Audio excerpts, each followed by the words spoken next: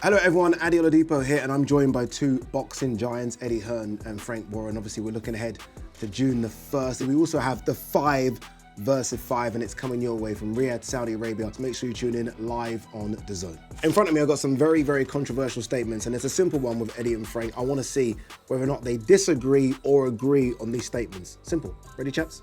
Ready. Right, here we go. Controversial statement number 1. The UK is an overachiever in the world of boxing.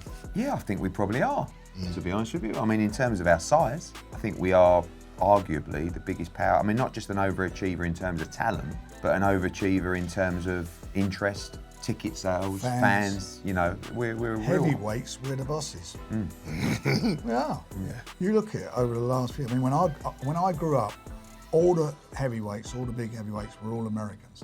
Then it shifted to the east, to like the Klitschko's and so forth. Look where we are now. It's all our guys. So it's only Usyk who's in the way of it all. But you look at all the youngsters coming through and everything. That was never happening. Our heavyweights went to fight for world titles. They didn't come back with any of them. These guys are winning. I like it. We agree on the first statement. All right. Any chance, by the way, that you two could combine your rosters, your UK rosters, to take on a US team? That's a good concept. I mean, there's many ways we can do it. Okay. What I'm looking for is I want to do the Jenga Rematch. Yeah. He lost at Jenga upstairs. Oh, is that what it was? It was an hour ago. It's still on his mind. It's all right, Throw me. Let it go, Frank. Let it go. You've got to be the same Kill me. thing. I know. All right. Next one. Power is more important than skill in boxing. Skill all day. Skill all day long. Listen, if that was the case, you wouldn't need judges. You'd only need a referee. Yeah, I agree. The one thing I will say is, though, that, as you go through the levels, it really helps to be able to punch. I mean, unless you are so skillful, and I'm talking about a small sample of Shakur, Devin, Floyd, these kind of guys. Like, if you have elite skill, it will always get you through. But power goes a long way with it as well. Heavyweight division is the most exciting in boxing. At the moment, it's a very exciting division because there's some great, exciting fights that are being made. When the fights are being made, the division becomes exciting, and they're being made. Yeah, I think to the casual market for sure, and of course when there is a great heavyweight fight, it's nothing like it. I think for the purists, I mean, I'm Superflies. I'm a little bit biased because the Superflies have given us so many great fights stateside. But to the casual market, and again with the history of the divisions, welterweight, middleweight, but I think to make the most noise, the big boys is always going to be the one. All right, what do you guys look for when signing a fighter? Most fighters who turn professional have got skill, but skill is not going to get you right to the end. You need to have dedication, you've got to put the work in. The harder you work, it's that old story. Not the luckier you get, the better you get.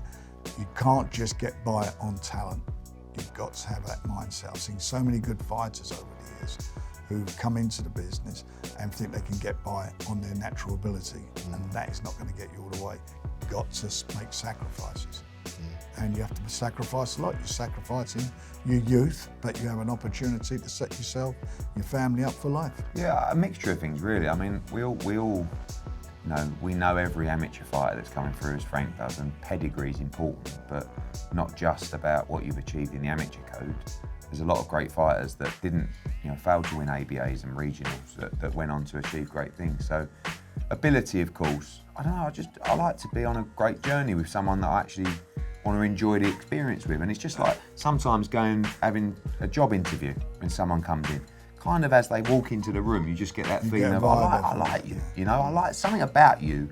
I like, and I want to be a part of it. And they're the greatest journeys for us as well. Is that where you've got a close relationship with a fighter, And sometimes nowadays you've got trainer, lawyer, manager, agent, psychologist, and they don't want you to get anywhere near the fight. The fighters actually need to understand if we're invested emotionally, we're going to be working. And you need harder. a relationship. Yeah, with them. sure. You need that relationship. You want to get the feel back from them.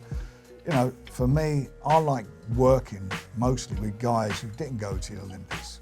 Maybe you got overlooked, their face didn't fit, or you look over here, some of our great fighters. Naz didn't go to the Olympics. Ricky Hatton didn't go to the Olympics. Bruno didn't go to the Olympics. Tyson Fury didn't go to the Olympics. you know, there's so many of them who didn't do that or didn't win medals, but they've been great fighters. And they've done it coming into the sport the hard way. The hard way. And I like that. I like that. I like that challenge and that work.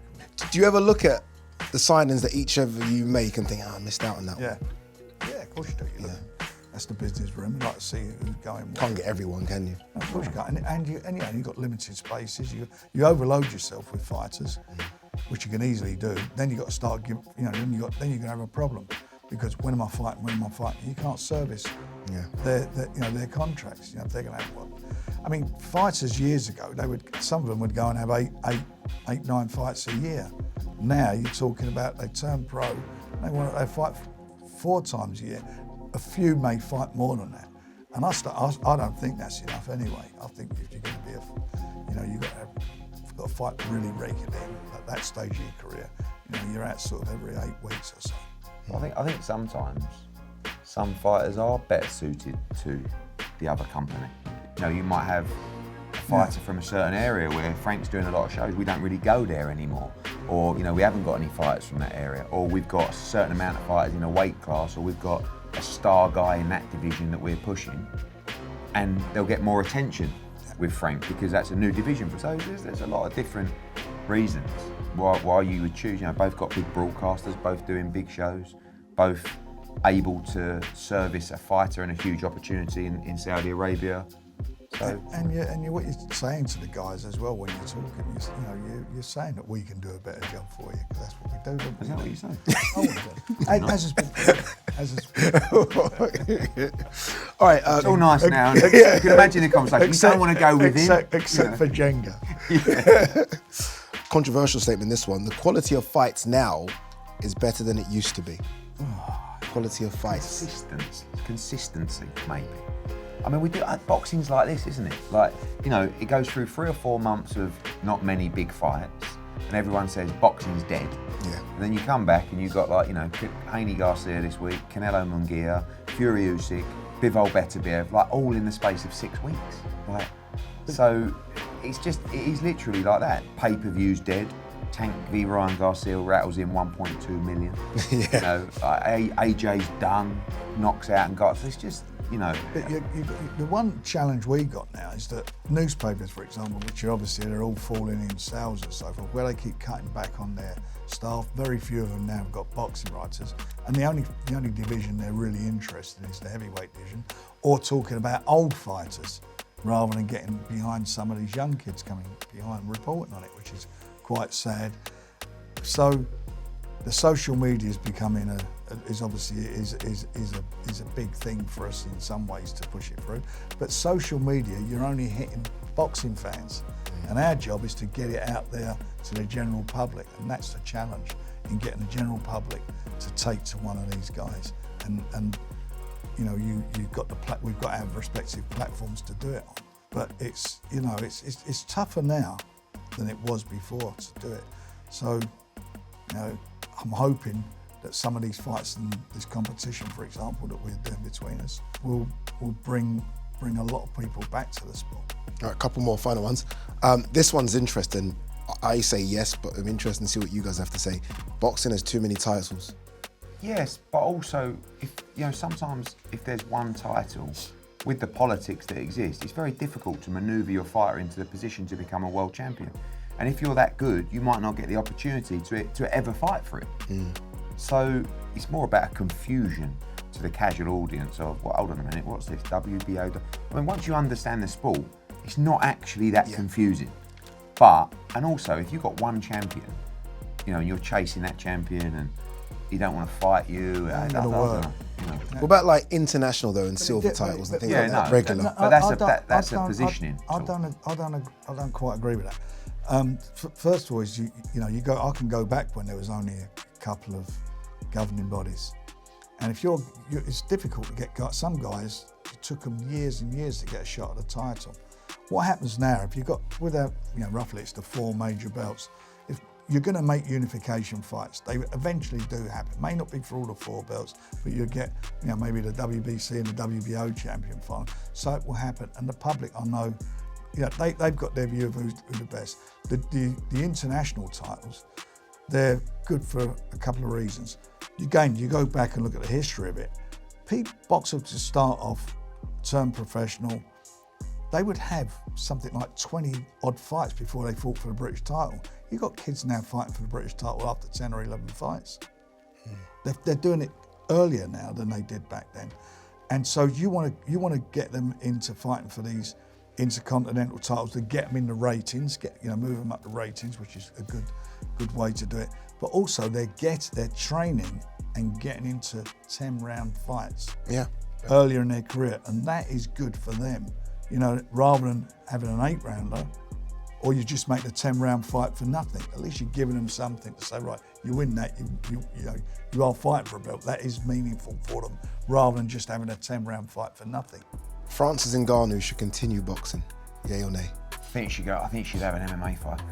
I think he's had a go. He's made an absolute fortune. Yeah, done okay. But he might go back and realise the money's not there in MMA compared to the money in boxing. Well, so, in that one fight, he earned more money out of that than his whole career in MMA. Yeah. So I think, and if he steps down a level now and loses. Give me a name. Like, who could Ngannou fight? Chisora, White. That level, yeah. Joyce. Fun fights. Although AJ did that to him, even the first minute of that fight, I'm looking at him in the ring going, God, he's a big awkward lump, isn't he? You know what I mean? But it's difficult, but I don't know. I think going back to MMA, maybe PFL, he's going to make it a big bag, and if he does, I would go and do that, and then maybe you can always come back to boxing. Yeah. But if he loses again in boxing, it's like, can you even go back to MMA? What's he now? He's 37 now. Yeah. He's 37, so whatever he's going to do, he's going to do. If he does have another one, it's got to be fighting somebody in the top 10. That's what it's got to be if he's going to do that. It's not easy, is it? AJ Fury, then a top 10 guy. Well, lost. He went in with it. Yeah, he wants it. He went in with a world champion. Then he went in with a 2-time former world champion. Right, final one. Anthony Joshua will beat Tyson Fury. Yeah or nay? He won't just beat him. He'll stop him.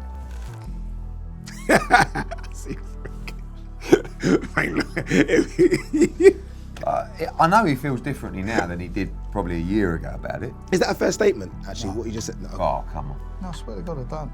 I really don't. I fancy Tyson against him all day long. Styles make fights. And his style, I'll see you and Tyson's face sitting ringside at the Ngannou fight. I heard a few creaks coming off those seats. Yeah, there's no creaks, don't worry. I love it. Cheers. Eddie, thank you so much. Frank, thank you so much.